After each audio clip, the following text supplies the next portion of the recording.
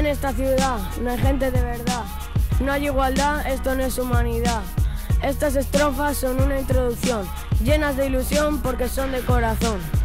¿Qué le pasa a esta sociedad? Nos cae mucha pero mucha suciedad. Las chicas limpiando y los hombres vagueando, y todos acabamos hacia el otro lado mirando. Sabes que me cuesta mucho decir esto, pero con solo un gesto me salgo del resto. Tú sientes lo mismo de lo que yo interpreto. Veo por ahí fuera gente falta de respeto. Nos enseñan cosas que no son verdad. Rosa para las chicas y el azul para los chicos. Nos quitan toda nuestra personalidad. Ropa de marca solo al alcance de los ricos. Aunque se lo pidamos con piedad, esta sociedad no quiere igualdad. Queremos cambiar el mundo pero falta educación. Con fuerza y motivación no perderemos la ilusión. La sociedad enferma y mi cabeza va a estallar. Ojalá se acabase por la mañana al despertar.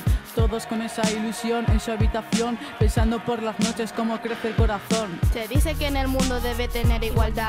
Te apuntan con un arma por delante, por detrás. Te están robando toda tu identidad, diciendo que tú eres solo de su propiedad. Mírame a los ojos con toda sinceridad y dime que podré volar en libertad. Yo no soy de nadie, yo soy mía y única. Lo que me mantiene cuerda es la música.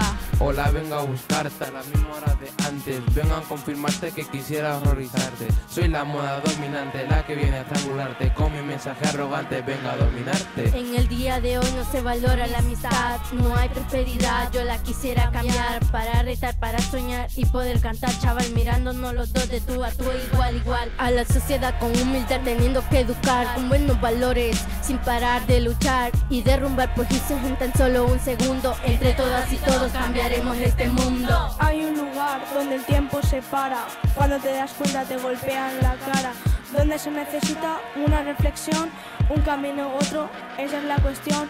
Un camino es bien, el otro es mal, ya sabes que la diferencia es abismal.